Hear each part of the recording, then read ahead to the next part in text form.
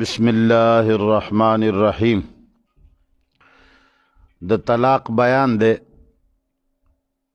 خپل ښځې ته یو سړي وویل چې که ته دې کور ته لاړې نو طلاق یې.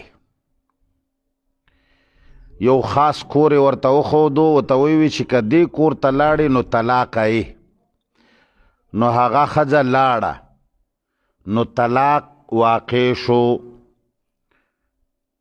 بیا به په عدت کې دننه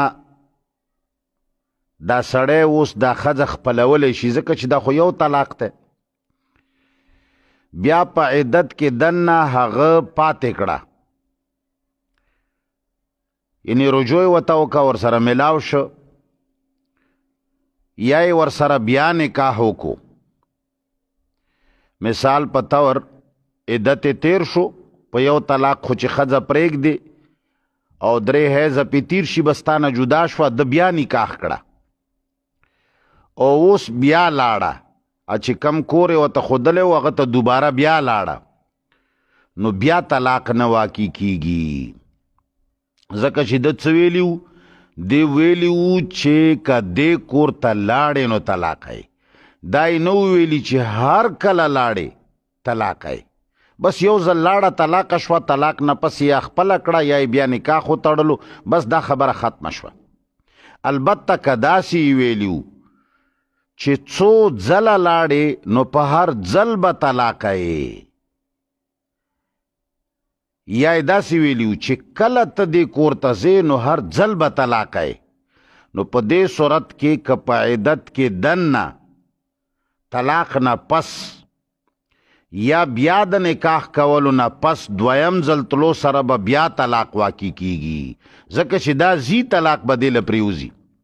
او که په دریم ځل بیا داسې وشو نو دریم طلاق به هم واقع شي. اوس یې د ده سره دریم ځل طلاقېدو نه پس نکاح نه کیږي، لکه څنګه چې مخکې ما ویلو. لیکن که دویم خاوند کولو نه پس بیا دې سړي سره راغله او نکاح یې وکړه، لاړه بل ځای کې چا سره نکاح وکړه، کالونه تیر شو، بیا هغه طلاق کړه یا هغه مړ شه، ده واغسته، اوس یې هغې کور ته لاړه، نو طلاق نه واقع کیږي، ځکه چې دا هغه اول ځل نکاح سره د دې تعلق. اتمه مسله ده که چا خپلې ښځې ته وویل چې فلانی کار دې وکړو نو ته طلاقه یې،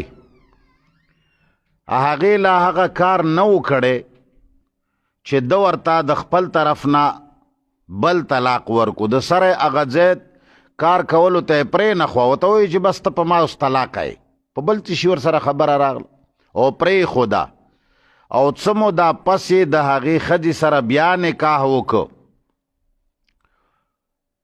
اوس د دې نکاح نه پس دې هغه کار وکړو، هغه کم کار نه چې خاوند منع کړی وه په اول نکاح کې، هغه کار یې لا اوسه پورې نه و کړی، هغه طلاق کړه، طلاق عدت تیر شه، بیا د دوباره نکاح کړه، اوس یې هغه کار وکړو نو بیا طلاق شوه. البته که د طلاق او د عدت تیرېدو نه پس یې او د دې نکاح نه مخکې دې هغه کار کړی و چې کله دغه سړي وله طلاق ورکه، په ده خو طلاق شوه، بیا هغه ښځې هغه کار وکړه، هغې نه پس بیا نکاح وتړلو، نو اوس د دې نکاح نه پس د هغې کار په کولو طلاق نه واقع کیږي، ځکه چې یو ځل وشه او هغه داسې وخت کې وشو چې دا طلاقه وه. او که د طلاق نه پس په عدت کې دننه یې هغه کار کړی وي نو بیا هم دویم طلاق واقع کیږي. نهمه مسله ده چا خپلې ښځې ته وویل که تا باندې جامه راغله، حیض راغی نو طلاقه یې. د دې نه پس په هغې باندې وینه راغله، وی لیده، نو لا حکم د طلاق نه کیږي، نه لګي تر څو چې 3 ورځې او شپې وینه نه وي راغلي. نو د 3 ورځو او 3 شپو نه پس به حکم لګي، خو حکم به هغې ورځې نه لګي چې کومې ورځې اول وینه لیدلې وه، ځکه چې پته نه لګي کیدای شي که 3 ورځو پورې ونه چلېده نو دا خو بیا حیض دی نه، د هغې وخت نه طلاق واقع شو. او که داسې وویل چې کله تا ته یو حیض راغی، یو حیض یې ورسره یاد که، اول یې صرف حیض یاد کړی و، نو چې 3 ورځې تېرې شوې 3 ورځې وینې تېرې کړې نو طلاق واقع شو، خو د اولې ورځې نه. او که ورته ویلي وو چې کله تا ته یو حیض راغی نو ته طلاقه یې، نو بیا به دا ښځه د ماهوارۍ په ختمېدو طلاقه کېږي، ځکه چې ختمېدو سره یو پوره کېږي.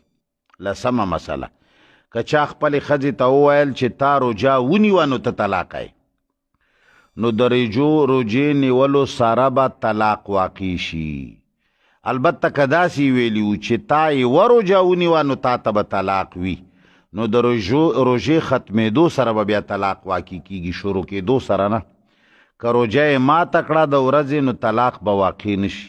11مه مسله، ښځه چېرته تله، د کور نه بهر روانه وه، سړي ورته وویل چې اوس مزه، ښځې نه منله، نو سړي ورته وویل چې که ته بهر لاړې نو طلاقه یې.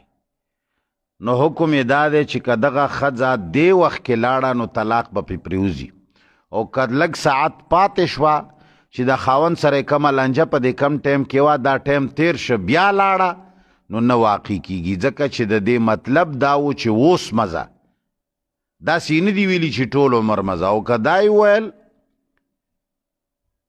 چې که د کور نه بهر دی قلم قدم کې خو ته طلاقه یې، نو بیا همیشه نشي وتی.